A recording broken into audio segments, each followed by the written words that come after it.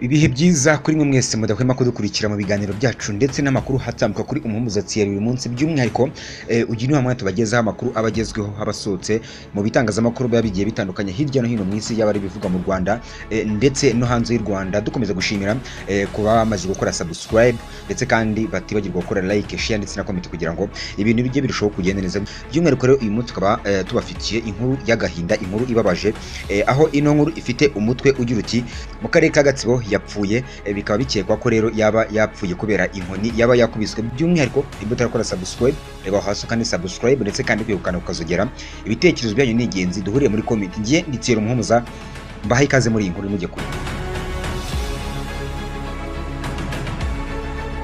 By'umwihariko inzego z'umutekano mu karere ka Gatsibo mu murenge wa Gitoki zikaba zatangiye iperereza ku rupfu rw'umugabo w'imyaka 32 bikekwa ko yaba yishwe n'inkoni yari yakubiswe n'abacukura amabuye y'agaciro mu buryo butemeye n'amategeko muri aka karere ka Gatsibo. By'umwihariko rero uyu mugabo akaba yarapfuye kuri iki cyumweru ku itariki 17 Kanama mu mwaka wa 2025. Uyu mugabo yaratuye mu mudugudu wa Gishore ho mu kagari ka Rubumbu mu murenge wa Gitoki uherereye mu karere ka Gatsibo. By'umwihariko rero umunyamabanga nshingwabikorwa w'umurenge wa Gitoki Rugengamanzi Steven akaba yabwiye itangazamakuru ko uyu muturage yari asanzwe acukura mu birombe by'amabuye y'agaciro biri muri uyu murenge wa Gitoki. Ibingibi bikaba bikekwa ko yaba yishwe na bagenzi be, bakaba bamukubise inkoni nyinshi bitewe n'amakimbirane bari bafitanye. Ahangaha yavuze mu magambo make agira ati: ejo twabonye amakuru y'uko hari umuntu uri kwa muganga, hakaba umuntu bikeka ko yaba yakubiswe inkoni. Hanyuma nibwo twageze kwa muganga, tugezeyo nibwo twamenye ko uyu mugabo ashobora kuba yakubiswe ndetse kandi akaba yakubiswe n'abacukuraga amabuye y'agaciro mu birombe bibi n'ahangaha.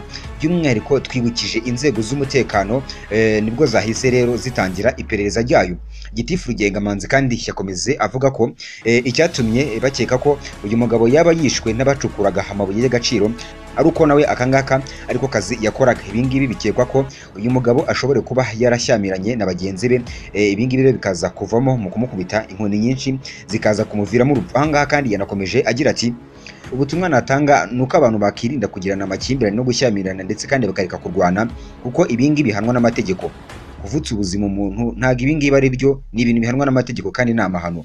Nta nubwo ibingibi ari ukubishyigikira gusa, ahubwo inzego z'umutekano zirakomeza gukora iperereza kugira ngo ababigizemo uruhare babiryozwe.